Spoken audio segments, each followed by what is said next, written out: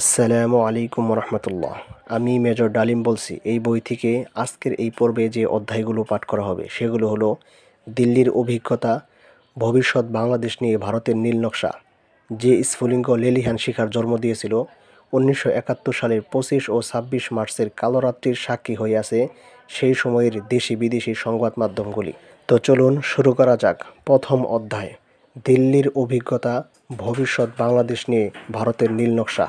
দিল্লিতে আমাদের মিশ্র অভিজ্ঞতা হয়।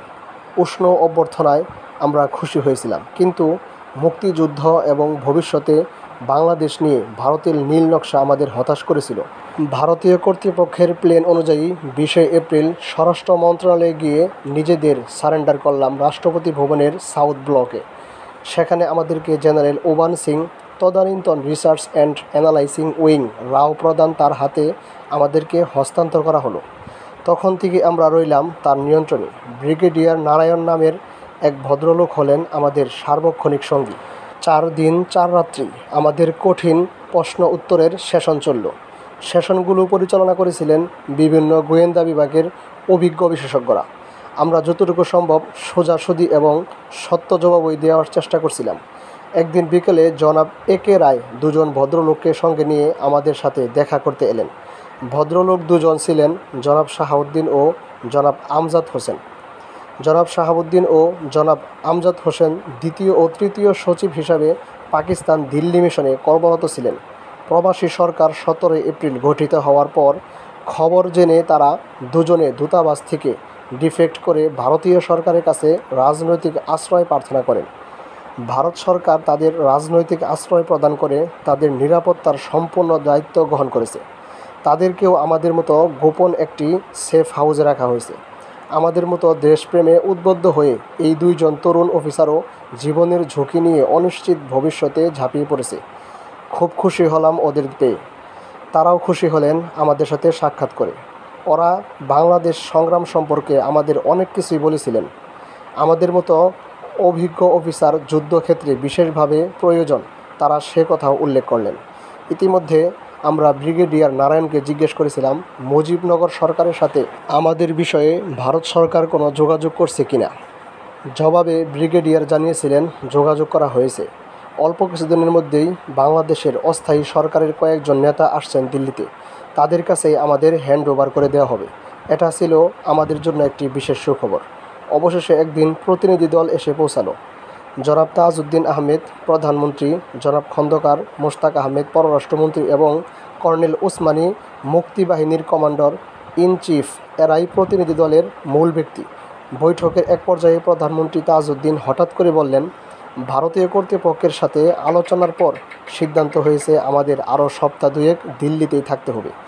এ সময়ে ভারতীয় বিভিন্ন এজেন্সির বিশারদরা আমাদের মুক্তিযুদ্ধ সম্পর্কে ব্রিফিং দিবেন এবং স্পেশালাইজড অফিসার হিসাবে আমাদের যুদ্ধে যোগদানের পর যে বিশেষ দায়িত্ব দেওয়া হবে সে বিষয়েও বিস্তারিত জানাবেন। তার সিদ্ধান্ত শুনে কিছুটা অবাক হলাম। বাংলাদেশের স্বাধীনতা সংগ্রাম, আমাদের দায়িত্ব সম্পর্কে বাংলাদেশ সরকারের কাছ থেকে না জেনে ভারতীয় সরকারের প্রতিনিধিদের কাছ থেকে ব্রিফিং নিতে হবে কেন? তাহলে আমাদের সংগ্রামের প্রতি ভারত সরকারের সহানুভূতি নিঃস্বার্থ নয়? বুঝতে পারলাম ভারত সরকারের যথেষ্ট প্রভাব রয়েছে আমাদের স্বাধীনতা সংগ্রামের উপর। মুজিবনগর সরকার স্বাধীনতা সংগ্রামের ব্যাপারে ভারত সরকারের মনোভাবকে বিশেষ গুরুত্ব দিয়েই সব সিদ্ধান্ত গ্রহণ করছে। কেমন যেন ঘোলাটে ঠেকলো ব্যাপারটা। বেশ কিছু প্রশ্ন দেখা দিল মনে। বাংলাদেশের সংগ্রাম কাদের সংগ্রাম? কাদের নিয়ন্ত্রণে সংগঠিত হচ্ছে এই যুদ্ধ? ভারত নেপথ্য থেকে কী স্বার্থ কলকাঠি নাড়ছে? পৃথিবীর সব দেশের স্বাধীনতার সশস্ত্র সংগ্রাম জাতীয় সংগ্রাম হিসাবে সংগঠিত হয়েছে জাতীয় সরকারের অধীনে। আমাদের বেলায় এত ব্যতিক্রম কেন? কেন তড়িঘড়ি করে প্রবাসে দলীয় আওয়ামী লীগ সরকার প্রতিষ্ঠিত করা হলো ভারত সরকারের প্রচ্ছন্ন অনুমোদনে? জাতীয় মুক্তি সংগ্রামে নিয়োজিত আপামর জনগণের উপর আওয়ামী লীগের নেতৃত্ব চাপিয়ে দেওয়ার উদ্দেশ্য কী? আইয়ুব বিরোধী রাজনৈতিক সংগ্রাম থেকে শুরু করে 69-এর গণ আন্দোলন সব কিছু সংগঠিত হয়েছিল পূর্ব পাকিস্তানের প্রগতিশীল সবগুলো রাজনৈতিক দলের সম্মিলিত প্রচেষ্টায়।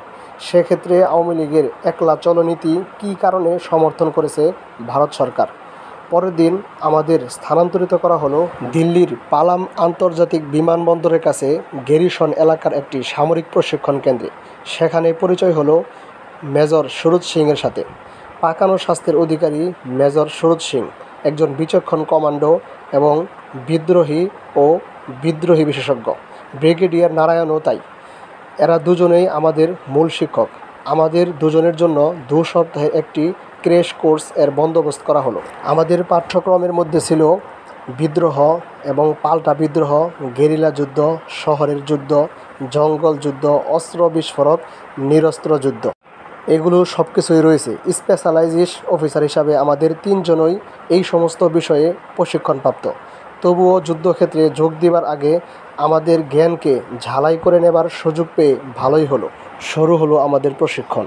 এই সমস্ত বিষয়গুলোর পাশাপাশি চলল স্বাধীনতা সংগ্রাম সংক্রান্ত ব্রিফিং।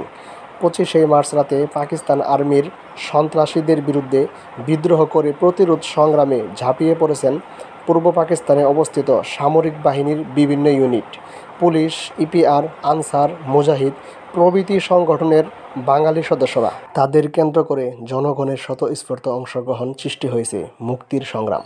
এই সংগ্রামে যোগ দিয়েছে দলমত নির্বিশেষে ছাত্র, শ্রমিক, কৃষক ও অন্যান্য পেশাদারী জনগণের বৃহদাংশ। ভারত সরকার বাংলাদেশের ঘটনাবলী অতি সতর্কতার সাথে পর্যবেক্ষণ করছে। বাংলাদেশ থেকে বর্ডার ক্রস করে ভারতের মাটিতে আশ্রয় নিয়েছে লক্ষ লক্ষ শরণার্থী। এভাবেই ভারত সরকার সরাসরিভাবে জড়িয়ে পড়েছে বাংলাদেশের স্বাধীনতা সংগ্রামের সাথে। অনেকটা মানবিক কারণেই স্বতঃস্ফূর্তভাবে গড়ে ওঠা স্বাধীনতার সংগ্রামকে ফলপ্রসূ করে গড়ে তোলার জন্য প্রয়োজনে রাজনৈতিক নেতৃত্বের। আওয়ামী লীগকেই দিতে হবে সেই নেতৃত্ব। এর জন্যই প্রতিষ্ঠিত করা হয়েছে অস্থায়ী আওয়ামী লীগ সরকার। ভারত আওয়ামী লীগ ও অস্থায়ী বাংলাদেশ সরকারকে বিশ্বাস করে। প্রাথমিক পর্যায় থেকেই আওয়ামী লীগের নেতৃত্বে সংগঠিত করে তুলতে হবে এই সংগ্রাম। আওয়ামী লীগ ও সদ্য গঠিত প্রবাসী সরকারের প্রত্যক্ষ নিয়ন্ত্রণের বাইরে অন্য কোনো রাজনৈতিক দল, ভিন্ন কোনো রাজনৈতিক আদর্শে বিশ্বাসী গ্রুপ কিংবা ব্যক্তি কাউকেই কোনো সাহায্য করবে না ভারত। আওয়ামী লীগ সরকারের একক কর্তৃত্ব অস্বীকার করে বিরোধিতা করতে পারে মূলত 2টি প্রতিক্রিয়াশীল গোষ্ঠী। প্রথম, পাকিস্তান সেনাবাহিনীর প্রাক্তন সব সদস্যরাই দীর্ঘদিন যাবৎ রাষ্ট্র ক্ষমতার অংশীদারিত্ব করেছে। তাদের কেন্দ্র করেই শুরু হয়েছে প্রতিরোধ সংগ্রাম। তাই এই সংগ্রামের কর্তৃত্ব দাবি করে তারা ক্ষমতালিপ্সু হয়ে আওয়ামী লীগের নেতৃত্ব চ্যালেঞ্জ করে বিদ্রোহী হয়ে উঠতে পারেন। দ্বিতীয়, হুমকি আসতে পারে চরমপন্থী নকশালিদের কাছ থেকে। বাংলাদেশের স্বাধীনতা সংগ্রামে অনুপ্রবেশ ঘটেছে চরমপন্থীদের। তাছাড়া বাংলাদেশের সীমান্তবর্তী পশ্চিম বাংলা, বিহার, উড়িষ্যা, আসাম, মেঘালয়, ত্রিপুরা, মণিপুর, মিজোরাম প্রভৃতি প্রদেশে নকশালি তৎপরতা ক্রমবর্ধমান। ভারতের পূর্বাঞ্চলের নকশালিরা বাংলাদেশের চরমপন্থীদের সাথে এক হয়ে স্বাধীনতা সংগ্রামের সুযোগে মিলিত হয়ে আওয়ামী লীগ সরকারের বিরুদ্ধে তৎপর হয়ে উঠতে পারে।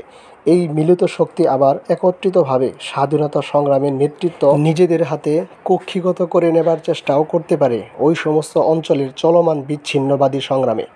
এই সমস্ত ক্ষমতালিপ্সু শক্তিসমূহকে সমূলে উৎপাটন করে যুদ্ধাবস্থায় এবং যুদ্ধের পর স্বাধীন বাংলাদেশে আওয়ামী লীগ সরকারের ক্ষমতা নিশ্চিত করার পরিকল্পনা ও উদ্যোগ এখন থেকেই গ্রহণ করা উচিত বলে মনে করেন ভারত সরকার। একইভাবে বাংলাদেশের মুক্তিযুদ্ধ যাতে কোনো ক্রমেই ভারতের সার্বভৌমত্বের প্রতি হুমকি হয়ে না দাঁড়ায় বিচ্ছিন্নতাবাদীদের চক্রান্তের ফলে, তার জন্য প্রস্তুতি নিতে হবে এখন থেকেই। এ ব্যাপারে মুজিবনগর সরকারের প্রধানমন্ত্রীও একমত হয়েছেন। যৌথ উদ্যোগে একটি পরিকল্পনাও প্রণীত হয়েছে। ঠিক হয়েছে আওয়ামী লীগ কর্মীদের মধ্য থেকে বাছাই করা কর্মীদের নিয়ে একটি বিশেষ রাজনৈতিক সশস্ত্র বাহিনী গঠন করা হবে। এই বাহিনীর সদস্য সংখ্যা হবে 1 লক্ষ। বিশেষ ট্রেনিং ক্যাম্পে ওদের প্রশিক্ষণ দেওয়া হবে ভারতীয় সেনাবাহিনীর প্রত্যক্ষ সহযোগিতায়। এই বাহিনীর রিক্রুটমেন্ট এবং ডিপ্লয়মেন্ট ট্রেনিং সব কিছুই থাকবে মুক্তি বাহিনীর কমান্ডারের আওতার বাইরে। এই বাহিনী সরাসরিভাবে নিয়ন্ত্রিত হবে বাংলাদেশের প্রধানমন্ত্রী দ্বারা। এদের সশস্ত্র করা এবং পরিচালনা করার দায়িত্ব নেবে ভারত সরকার। ভারত সরকারের তরফ থেকে এই বাহিনী গঠনের মূল দায়িত্বে থাকবেন জেনারেল ওবান সিং। এদের মূল কাজ হলো স্বাধীনতা উত্তর বাংলাদেশে আওয়ামী লীগের ক্ষমতাকে টিকিয়ে রাখা। প্রশিক্ষণের পর এদের দলে দলে পাঠানো হবে বাংলাদেশের ভিতরে মুক্তিযুদ্ধের শেষ অধ্যায়ে। ভিতরে গিয়ে নিজেদের অবস্থানকে সুসংহত করে তারা প্রস্তুত হয়ে থাকবে আওয়ামী লীগ সরকারের প্রতি যে কোনো চ্যালেঞ্জ এর মোকাবেলা করার জন্য। এই বাহিনীর নাম রাখা হবে BLF, অর্থাৎ বাংলাদেশ লিবারেশন ফোর্স। যুদ্ধকালে এবং স্বাধীনতার পরে পর্যায়ক্রমে ওই বাহিনীর নাম রাখা হয় মুজিব বাহিনী এবং কুখ্যাত রক্ষী বাহিনী। বাংলাদেশ সরকার আমাদের 3 জনকে মনোনীত করেছে ভারতীয় সেনাবাহিনীর সহযোগিতায় এই BLF গঠন করার জন্য।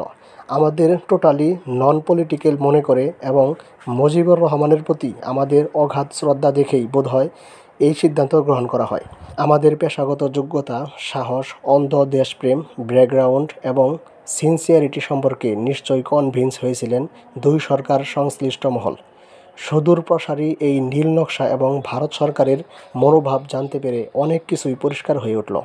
গত কয়েকদিন যাবৎ মনে যে সমস্ত প্রশ্নগুলো দেখা দিয়েছিল সেগুলোর অনেকগুলোরই জবাব পেয়ে গেলাম। জানবাজি রেখে যারা মুক্তিযুদ্ধে ঝাঁপিয়ে পড়ছেন, অকাতরে প্রাণ দিতে কুণ্ঠিত হচ্ছেন না যারা, তাদের প্রতি কী অবিশ্বাস, ক্ষমতা কুক্ষিগত করার জন্য নিবেদিত প্রাণ মুক্তিযোদ্ধাদের নির্মূল করার কী ভয়ানক ষড়যন্ত্র, শহীদ মুক্তিযোদ্ধাদের রক্তের সাথে কী চরম বিশ্বাসঘাতকতা। চাণক্য বুদ্ধির এই নীল নকশা ফাটল সৃষ্টি করবে জাতীয় ঐক্যে। জাতি হয়ে পড়বে বিভক্ত। ফলে স্বাধীন বাংলাদেশের ভিত হয়ে উঠবে দুর্বল। নস্যাৎ হয়ে যাবে জাতীয় সংগ্রামী চেতনা।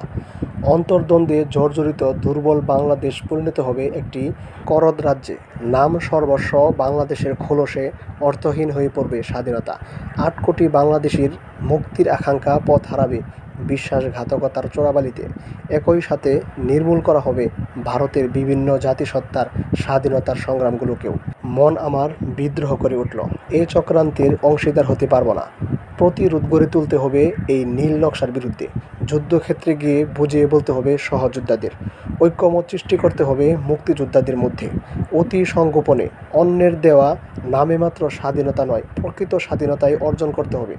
নিজেদের শক্তির উপর নির্ভরশীল হয়ে দীর্ঘস্থায়ী যুদ্ধের প্রস্তুতি নিতে হবে আমাদের। শিক্ষা নিতে হবে গণচীন, ভিয়েতনাম, আলজেরিয়া প্রভৃতি দেশের স্বাধীনতা সংগ্রামের ইতিহাস থেকে।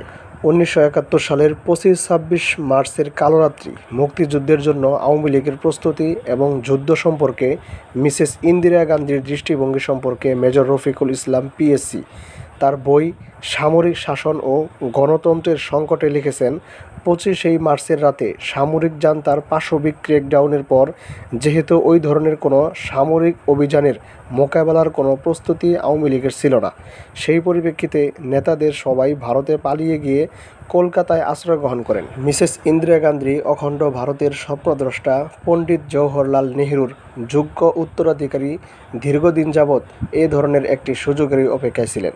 শ্রীমতী ইন্দিরা গান্ধী এই সুবর্ণ সুযোগের সময়মতো যথাযথ সদ্ব্যবহারই করলেন। ভারত যে শুধুমাত্র তাদের দীর্ঘদিনের প্রধান ও 1 নম্বর শত্রু পাকিস্তানকে দ্বিখণ্ডিত করে দেশটিকে দুর্বল করতে সক্ষম হয় তাই নয়, এই যুদ্ধের আবরণে সাফল্যের সাথে পশ্চিমবঙ্গ ও তার আশপাশের প্রগতিশীল বিচ্ছিন্নতাবাদী জাতীয় মুক্তি সংগ্রামগুলোকেও নস্যাৎ করতে সক্ষম হয়। 25-26 মার্চ 1971-এর বিভীষিকাময় কালরাত্রির প্রত্যক্ষ সাক্ষী খালাম্মা, নিম্মি এবং বাপ্পি 25-26 মার্চের আর্মি অপারেশন এবং এর ভয়াবহ পরিণামের জীবন্ত সাক্ষী।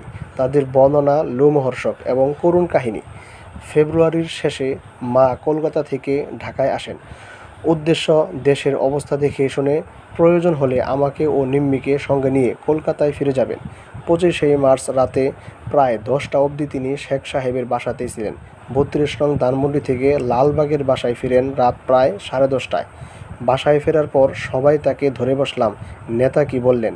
মা শুকনো বিচলিত কণ্ঠে জবাব দিলেন, নেতাকে অনেক বোঝানোর পরও তিনি আন্ডারগ্রাউন্ডে যেতে রাজি হলেন না।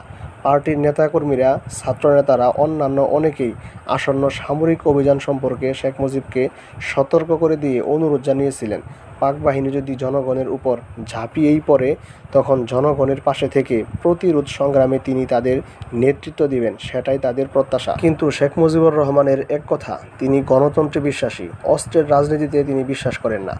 পাক বাহিনী নিরীহ জনগণের উপর সন্ত্রাসের স্টিম রুলার চালিয়ে দিবে এ ধারণা সম্পর্কেও তার দ্বিমত ছিল। তিনি উপস্থিত সবাইকে বলেছিলেন, প্রয়োজন বোধে সামরিক জান্তা তাকে বন্দী করবে, কারণ তাদের বিরোধ তার সাথে। কিন্তু অনেকেই যুক্তি দিয়ে বোঝাবার চেষ্টা করেছিলেন যে বর্তমানে দ্বন্দ্ব শুধু সামরিক জান্তা ও শেখ মুজিবুর রহমানের মধ্যে সীমাবদ্ধ নয়, আজকের দ্বন্দ্ব সামরিক জান্তা এবং বাংলাদেশের জনগণের মধ্যে। এই সত্যকে অস্বীকার করা হবে মারাত্মক ভুল। বাংলাদেশের প্রতিটি মানুষ আজ স্বাধীনতার জন্য উন্মুখ হয়ে আছে, যে কোনো ত্যাগ স্বীকার করতেও তারা প্রস্তুত। এক্ষেত্রে নেতৃত্বের দায়িত্ব হবে তাদেরকে সংগঠিত করে যে কোনো অবস্থায় মোকাবেলা করার জন্য সার্বিকভাবে প্রস্তুত থাকা। সামরিক অভিযানের মোকাবেলায় প্রয়োজন বোধে অস্ত্র হাতে তুলে নিতে পারে, এর জন্য মানসিকভাবে নেতৃত্ব ও জনগণকে তৈরি থেকে বাস্তব পদক্ষেপ গ্রহণের প্রস্তুতিও নেওয়া উচিত। এতেই কমবে সার্বিক ক্ষয়ক্ষতি, জনগণ ছিনিয়ে নিতে পারবে তাদের স্পিচ স্বাধীনতা। কিন্তু শেখ মুজিব কোনো যুক্তি গ্রহণ করলেন না। তার শেষ কথা, 27 মার্চ দেশব্যাপী হরতাল পালিত হবে। এই কর্মসূচি ঘোষণা করে তিনি সবাইকে বিদায় করলেন। ঘোষণার সাথে এটাও তিনি বলেছিলেন, পাক বাহিনীর আক্রমণের ভয় যারা করেন তারা গোপন আস্তানায় গা ঢাকা দিতে পারেন। সেদিন রাতে যারা 32 নং ধানমন্ডিতে সমবেত হয়েছিলেন তারা তার নেতিবাচক মনোভাবে হতাশ হয়েই ফিরে গিয়েছিলেন। আমার শাশুড়ি মাও ফিরে এসেছিলেন চিন্তিত মন নিয়ে। যেখানে সবাই ধারণা করছে পাক বাহিনী সামরিক অভিযান চালাবে, সেখানে শেখ মুজিব ও আওয়ামী লীগের নেতৃবৃন্দের কি কোনো কিছু করার নেই? জনগণকে সে ধরনের ভয়ঙ্কর সন্ত্রাসের হাত থেকে রক্ষা করার কোনো দায়িত্বই কি নেই জনাব শেখ মুজিব ও তার দলের? তাহলে সেই চরম পরিস্থিতির হাত থেকে সাধারণ নিরস্ত্র জনগণকে বাঁচাবে কোন নেতৃত্ব? শেখ মুজিব ও তার দল আওয়ামী লীগকেই তো নেতৃত্বের স্থানে মেনে নিয়েছে দেশবাসী। তাদের ডাকেই তো সাড়া দিয়ে সংগ্রামকে এই পর্যায়ে নিয়ে এসেছে জনগণ অনেক ত্যাগের বিনিময়ে। সংগ্রামের চরম পর্যায়ে কেন তবে নেতা শেখ মুজিব পিছিয়ে যাচ্ছেন জনগণকে আগে ঠেলে দিয়ে? এই সমস্ত প্রশ্নগুলোর জবাব খুঁজে না পেয়ে মা চিন্তিত হয়ে পড়ছিল, আতঙ্কিত হয়ে উঠছিল তার স্পর্শকাতর মন। সচেতন বিবেক তার কিছুতেই মেনে নিতে পারছিল না নেতার এ ধরনের নেতিবাচক সিদ্ধান্ত। সব বৃত্তান্ত শুনে আমরা সবাই হতবাক। এটাই যদি শেষ সিদ্ধান্ত হয়ে থাকে তবে কি আর করার আছে? শ্বাসরুদ্ধকর অবস্থায় সময় অতিবাহিত করা ছাড়া কিছুই করার নেই। একমাত্র সময়ই বলতে পারবে শেখ মুজিবের চিন্তা ভাবনা ও তার সিদ্ধান্তের যৌক্তিকতা কতটুকু। মার সিদ্ধান্ত অনুযায়ী আজ রাতটা সবাই জেগেই কাটাবো সিদ্ধান্ত হলো। বাবুল ও আমি খাবার পর কিছুক্ষণের জন্য বাইরে বের হলাম অবস্থা বুঝে আসার জন্য। রাত প্রায় 11টা 30 দিকে ফিরে এসে জানলাম নিউ মার্কেট ইউনিভার্সিটি এলাকায় আর্মি টহল দিচ্ছে। রেডিও স্টেশনেও কড়া আর্মি নিরাপত্তা বহাল করা হয়েছে। সমস্ত শহর ছেয়ে গেছে আর্মিতে। রাত বেশ গভীর। হঠাৎ ঘর ঘর শব্দ করে কিছু একটা এগিয়ে আসছে বলে মনে হলো। শব্দটা ভালো করে শুনে আমি বললাম, শহরে ট্যাঙ্ক নামানো হয়েছে। ওই বিকট গড় গড় শব্দটা ট্যাঙ্ক চলার শব্দ। শহরে এত রাতে ট্যাঙ্ক কেন? এক অজানা আশঙ্কায় সবার চোখ মুখ শুকিয়ে গেল। দেয়াল ঘড়িটাতে সময় এগিয়ে চলছে টিকটিক। রাত প্রায় 12টা। আচমকা রাতের নীরবতা ভেঙে গর্জে উঠল কামান, মর্টার, ট্যাঙ্ক, মেশিনগান, রিকেএলএস রাইফেল। কেঁপে উঠল গোটা ঢাকা শহর। জানালার কয়েকটি কাচ ভেঙে চুরমার হয়ে গেল ভূকম্পনে। ঘটনার আকস্মিকতায় সবাই হুমড়ি খেয়ে পড়লাম ঘরের মেঝেতে। আমি তড়িৎ গতিতে ঘরের আলো নিভিয়ে দিলাম। সব রকম অস্ত্র নিয়ে পাক বাহিনী ঝাঁপিয়ে পড়েছে ঘুমন্ত বাঙালি জাতির উপর। গোলাগুলির আওয়াজ আসছে সব দিক থেকেই। হামাগুড়ি দিয়ে এগিয়ে গিয়ে জানালার ফাঁক দিয়ে বাইরে তাকালাম। সমস্ত আকাশ ফ্লেয়ার ও ট্রেসারের আলোতে উদ্ভাসিত। আগুনের ফুলকির মতো ছুটে চলেছে অগণিত ট্রেসার বুলেট।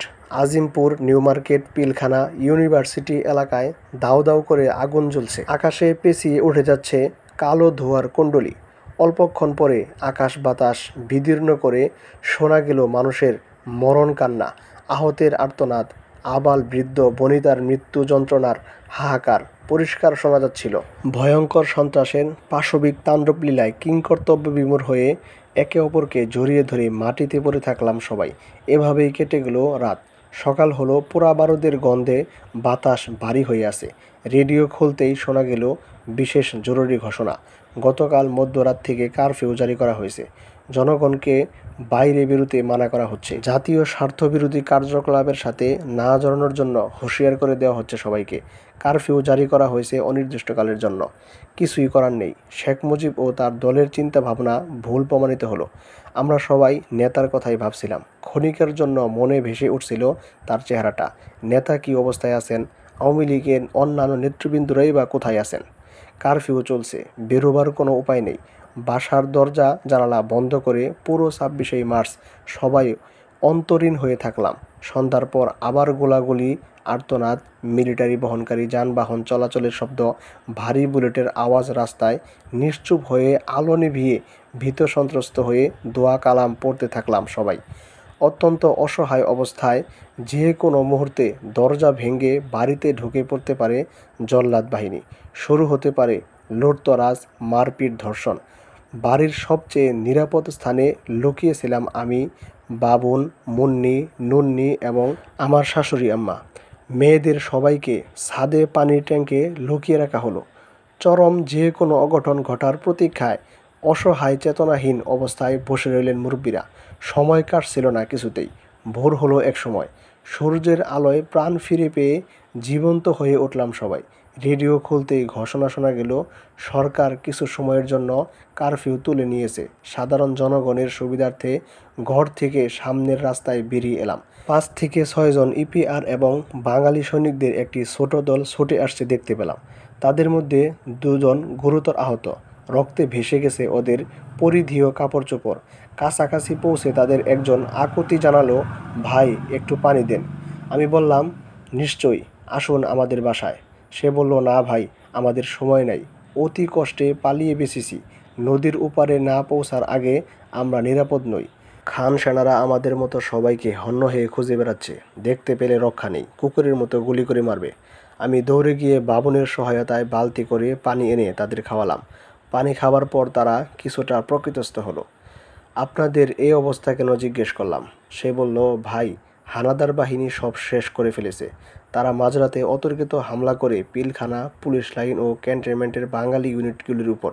ঘুমন্ত অবস্থায় মারা গেছে হাজার হাজার সৈনিক। যারা পেরেছে তারা পালিয়ে বেঁচে আছে আমাদের মতো। বস্তিগুলো আগুন দিয়ে পুড়িয়ে দেওয়া হয়েছে। ইউনিভার্সিটির হলগুলোকে গোলার ঘায়ে ধূলিসাৎ করে দেওয়া হয়েছে। মারা গেছে অসংখ্য ছাত্রছাত্রী। সমস্ত শহরে আর্মি টহল দিচ্ছে। কাউকে দেখে এতটুকু সন্দেহ হলেই গুলি করে হত্যা করা হচ্ছে। আপনাদের মতো তরুণরাই তাদের টার্গেট। ভাই, আপনারাও পালান, চলে যান শহর ছেড়ে গ্রামে। হানাদার বাহিনীর কবল থেকে জাতিকে বাঁচাতে হলে গড়ে তুলতে হবে প্রতিরোধ সংগ্রাম। এই সংগ্রামে আপনাদের মতো তরুণ যুবকদের প্রয়োজন হবে সবচেয়ে বেশি। আচ্ছা চলি ভাই, বেঁচে থাকলে দেখা হবে ইনশাআল্লাহ। বিদায় জানিয়ে একভাবে দৌড়ে চলে গেল ওরা। জোয়ান ভাইদের কথা শুনে স্তম্ভিত হয়ে গিয়েছিলাম সবাই। এ কী ব্যাপার? কী করে এতটা বর্বর আর হিংস্র হয়ে উঠতে পারল পাকিস্তানের শাসকরা? তাদের হঠকারী পদক্ষেপ পাকিস্তানের অখণ্ডতার মূলেই কুঠারাঘাত হেনেছে। এরপর পূর্ব পাকিস্তান কোনো ক্রমেই আর পাকিস্তানের অংশ হিসেবে থাকতে পারে না। স্বাধীন বাংলাদেশ কায়েম করেই এই ন্যাক্কারজনক সন্ত্রাসের জবাব দিতে হবে। কারফিউ উঠিয়ে নেওয়ার সুযোগে বাইরে বেরিয়ে অবস্থাটা স্বচক্ষে একটু দেখে আসার ইচ্ছে হলো। বাসায় ফিরে প্রস্তাবটা দিতেই মা, বাবুন এবং নিম্মি সঙ্গে যেতে চাইল। কোনো যুক্তি তারা শুনল না। একা আমাকে কিছুতেই ছাড়বে না তারা। অতঃপর ৪ জনের গাড়ি নিয়ে বেরিয়ে পড়লাম। রাস্তায় অসম্ভব ভিড়। লোকজন, যানবাহন সবাই ছুটে চলছে ঊর্ধ্বশ্বাসে।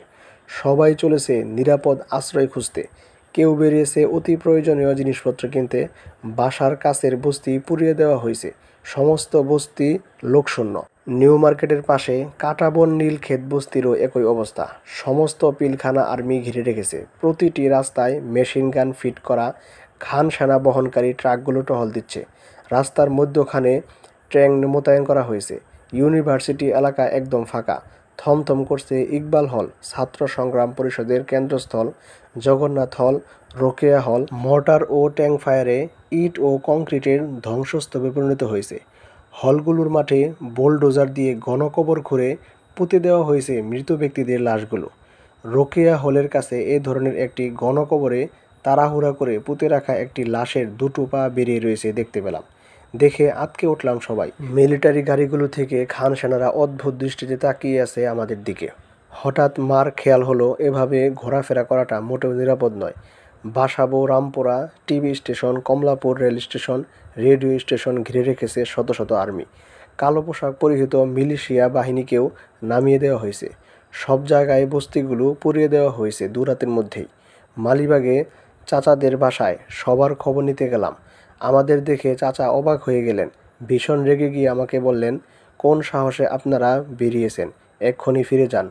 যত তাড়াতাড়ি সম্ভব বাসা ছেড়ে গ্রামে চলে যান নদী পার হয়ে। আমরাও সরে পড়ছি। ঢাকা শহর মোটেই নিরাপদ নয়। অধ্যায় যে স্ফুলিঙ্গ লেলিহান শিখার জন্ম দিয়েছিল। 25-26 মার্চ 1971 সালের বিভীষিকাময় কালো রাত্রির কয়েকদিনের মধ্যেই পাকিস্তান আর্মি ঢাকা শহর তাদের নিয়ন্ত্রণে আনতে সক্ষম হয়। টিভি এবং বেতারে সরকারি প্রচারণা স্বাভাবিকতা ফিরিয়ে আনতে সাহায্য করে। সমস্ত সরকারি কর্মচারীদের কর্মস্থলে ফিরে যেতে নির্দেশ জারি করা হয়। কিন্তু সমগ্র জাতি তখন যুদ্ধে নিয়োজিত। মেজর জিয়ার তুর্যধ্বনি অগ্নিশিখার সৃষ্টি করেছিল সমগ্র জাতির মধ্যে। তার ডাকে সাড়া দিয়ে Bengal regiment, EPR police, Ansar, মুজাহিদ বাহিনীর বাঙালি সদস্যরা সশস্ত্র সংগ্রামে ঝাঁপিয়ে পড়ে সারা দেশে প্রতিরোধ সংগ্রাম গড়ে তুলতে। শুধুমাত্র ঢাকা শহর পাক বাহিনীর নিয়ন্ত্রণে রইল। মুক্তিযোদ্ধারা জয় করে নিয়েছিল দেশের অন্যান্য প্রায় সব অঞ্চল। চট্টগ্রাম, খুলনা, কুমিল্লা, নোয়াখালী, যশোর, রাজশাহী, রংপুর, দিনাজপুর, পুরো দেশটাই তখন মুক্তিযোদ্ধাদের নিয়ন্ত্রণে। স্থানীয় প্রশাসন, রাজনৈতিক নেতাকর্মী, শ্রমিক, কৃষক, ছাত্র এবং আপামর জনসাধারণ যোগ দিলেন বিদ্রোহী সৈনিকদের সাথে। গোটা পূর্ব পাকিস্তান এভাবেই তখন পরিণত হয়েছিল যুদ্ধক্ষেত্রে। বিভিন্ন জায়গায় প্রচণ্ড লড়াই হয়। সদ্য গঠিত মুক্তিবাহিনী সব জায়গাতেই অসীম সাহসিকতার সাথে খান সেনাদের সাথে আগ্রাসনের বিরোধিতা করেছিল বীর বিক্রমে এবং প্রচণ্ড সাহসিকতার সাথে। যতটুকু সম্বল ছিল তা দিয়েই সৈনিকরা ট্রেনিং দিচ্ছিল মুক্তিযোদ্ধাদের। সব কিছুই ঘটছিল স্বতঃস্ফূর্তভাবে স্থানীয় ভিত্তিতে। পাকিস্তানি সৈন্যরা দেশের শহরগুলো পুনরুদ্ধার করার জন্য বিপুল পরিমাণে রেইনফোর্সমেন্ট পাঠাচ্ছিল প্রতিটি জেলা এবং উপজেলায়। ফলে এপ্রিলের মাঝামাঝি সময়ে খান সেনারা শহর বন্দরগুলো দখল করে নিতে সক্ষম হয়। এর ফলে সম্মুখ যুদ্ধে না গিয়ে মুক্তিযোদ্ধারা দেশের গ্রাম অঞ্চলে ছড়িয়ে পড়ে নিজেদের পুনর্গঠিত করে দীর্ঘমেয়াদী গেরিলা যুদ্ধের কৌশল গ্রহণ করার সিদ্ধান্ত নেয়। ইতিমধ্যে হাজার হাজার শরণার্থী ভারতে পালিয়ে গিয়ে আশ্রয় গ্রহণ করে। এদের বেশিরভাগই ছিল হিন্দু সম্প্রদায়ের লোকজন। ভারত সরকার পরোক্ষভাবে প্রচার মাধ্যমগুলোর মাধ্যমে বাংলাদেশের স্বাধীনতা সংগ্রামের প্রতি সমর্থন জানায়। এর ফলে মুক্তিযোদ্ধা কমান্ডারদের অনেকেই ভারত চলে যায় নিজেদের বাহিনী পুনর্গঠনের জন্য। কারণ সেই মুহূর্তে পাক বাহিনীর সুশিক্ষিত এবং উন্নত মানের অস্ত্রশস্ত্রে সজ্জিত শক্তির মুখোমুখি মোকাবেলা করা কিছুতেই সম্ভব ছিল না মুক্তিযোদ্ধাদের পক্ষে। এই বাস্তবতার পরিপ্রেক্ষিতেই কমান্ডাররা সিদ্ধান্ত নেন দীর্ঘমেয়াদী গেরিলা যুদ্ধের মাধ্যমে জাতীয় মুক্তি সংগ্রাম সংগঠিত করে দেশ স্বাধীন করার। অধ্যায় 1971 সালের 25-26 মার্চ কালো রাত্রির সাক্ষী হয়ে আছে সেই সময়ের দেশি বিদেশি সংবাদ মাধ্যমগুলি। ভয়াবহ সামরিক অভিযানের নিষ্ঠুর পাশবিকতার লোমহর্ষক কাহিনী প্রচার করেছিলেন প্রত্যক্ষদর্শী সাংবাদিকগণ। তাদের বর্ণিত ঘটনাবলী ছিল অতি করুণ এবং মর্মান্তিক। 25 মার্চের কালো রাত্রির ভয়ঙ্কর সন্ত্রাসবাদ এবং হত্যাযজ্ঞের লোমহর্ষক কাহিনী ও চাক্ষুষ বিবরণ আজ অবধি অনেক ছাপা হয়েছে। ভুট্টোর আমলের সেনাপ্রধান 1971 সালের জল্লাদ জেনারেল টিক্কা খান প্রখ্যাত মিশরীয় সাংবাদিক জনাব হাইকেলকে দেওয়া এক সাক্ষাৎকারে তার আমলে পূর্ব পাকিস্তানের অবস্থা বর্ণনা করতে গিয়ে বলেন, আমি যখন মার্চ মাসের প্রথম সপ্তাহে পূর্ব পাকিস্তানে যাই তখন পূর্ব পাকিস্তানের সামরিক প্রস্তুতি ছিল অতি দুর্বল। সার্বিক অবস্থা সম্পর্কে আমাদের গোয়েন্দা সংস্থাগুলি সঠিক তথ্য পরিবেশন করতে অপারগ ছিল। তাদের সাথে জনগণ কোনোরূপই সহযোগিতা করছিল না। গোয়েন্দা বিভাগসমূহের বাঙালি কর্মচারীবৃন্দের আন্তরিকতাও যথেষ্ট অভাব লক্ষ্য করি। এর আগে এমন পরিস্থিতি কখনো হয়নি। সেনাবাহিনীর পশ্চিম পাকিস্তানি সৈন্যরাই ছিল আমাদের খবরাখবরের একমাত্র নির্ভরযোগ্য সূত্র। বেঈমান মুজিবের কারসাজিতে সমগ্র বাঙালি জাতি তখন বিদ্রোহী হয়ে উঠেছে। তারা সেনাবাহিনীকে রীতিমতো বয়কট করেছে। জনাব হাইকেলের মতে জেনারেল টিক্কা বুঝতে পারেননি তিনি একটি জাতীয় বিপ্লবের মোকাবেলা করেছিলেন। তিনি জানতেন না এই বিপ্লবের শিকড় প্রথিত ছিল তীব্র জাতীয়তাবাদী চেতনায়। বাঙালির স্বাধিকারের দাবির পিছনে যুক্তিও ছিল প্রচুর। এরপর ঢাকা আলোচনা কিভাবে ব্যর্থ হয়ে গেল সে কথা বলতে গিয়ে জেনারেল টিক্কা খান জনাব হাইকেলকে বলেন, ঢাকা আলোচনা ব্যর্থ হয়ে যাবার পর রাষ্ট্রপতি আমাকে আদেশ দেন 25 মার্চ রাতে সামরিক অভিযানের মাধ্যমে বাঙালি বিদ্রোহ দমন করে পূর্ব পাকিস্তানে আইন শৃঙ্খলা পুনঃপ্রতিষ্ঠা করার জন্য। জনাব হাইকেল এর বর্ণনায় 25 মার্চের মধ্যরাত্রি প্রায় 11:30 পাক বাহিনী ঘুমন্ত বাঙালি জাতির উপর ঝাঁপিয়ে পড়ে। গুলির আওয়াজে ভীত সন্ত্রস্ত বাঙালিরা জেগে ওঠে। ঢাকা বিশ্ববিদ্যালয় অঞ্চল পুলিশের হেডকোয়ার্টার্স মতিঝিল এবং ইপিআর এর সদর দফতর পিলখানায় মূল আঘাত হানা হয়। অবিশ্রান্তভাবে গোলাগুলি চলতে থাকে। মেশিন গান, রকেট, এমনকি ট্যাঙ্ক ফায়ারিংয়ের আওয়াজও শোনা যায়। সাথে মুমূর্ষ ব্যক্তিদের মরণ চিৎকার। রাতের আকাশ আলোকিত হয়ে ওঠে ফ্লেয়ার ফায়ারিংয়ে। বিশ্ববিদ্যালয়ের ইকবাল হল এবং জগন্নাথ হলকে রিকোয়েললেস রাইফেল এবং মর্টার ফায়ারে ধূলিসাৎ করে দেওয়া হয়। মারা যায় অসংখ্য ছাত্র। ঘুমন্ত অবস্থায় প্রাণ হারায় অগণিত লোক। তার প্রতিবেদনে ঢাকা বিশ্ববিদ্যালয় এলাকায় পাক বাহিনীর আক্রমণের বিশদ বিবরণ পাওয়া যায়। তিনি লিখেন, মাঝরাতের পরপরই পাকিস্তান আর্মির সাঁজোয়া বাহিনীর একটি কলাম বিশ্ববিদ্যালয় এলাকায় ক্ষিপ্ত গতিতে ছুটে যায়। সেনাবাহিনী ব্রিটিশ কাউন্সিল লাইব্রেরি দখল করে সেটাকে ফায়ার বেস করে ছাত্রবাসগুলির উপর আক্রমণ চালায়। ঘুমন্ত অবস্থায় গুলিবিদ্ধ হয়ে ইকবাল হলের 200-এরও বেশি ছাত্র প্রাণ হারায়। বিদ্রোহী ছাত্রদের একটি কেন্দ্র ছিল ইকবাল হল। দুদিন যাবৎ অসংখ্য লাশ ছড়িয়েছিল মাঠে পথে, হলগুলির চত্বরে এবং কক্ষগুলিতে। দুদিন পরই সৈনিকরা হলগুলির প্রাঙ্গণে গর্ত খুঁড়ে মৃতদেহগুলি মাটি চাপা দেয়। গণকবরগুলি খুঁড়তে বড় বড় বুলডোজার ব্যবহার করা হয়। বিশ্ববিদ্যালয় এবং শহরের বিভিন্ন এলাকায় বস্তিগুলোতে আগুন লাগিয়ে দেওয়া হয়। জনাব হেনরিক ভান্ডার হেইজডেন আন্তর্জাতিক ব্যাংকের একজন কর্মকর্তা সে সময় ঢাকায় উপস্থিত ছিলেন। তিনি দি নিউ ইয়র্ক টাইমসে একটি প্রতিবেদন ছাপান।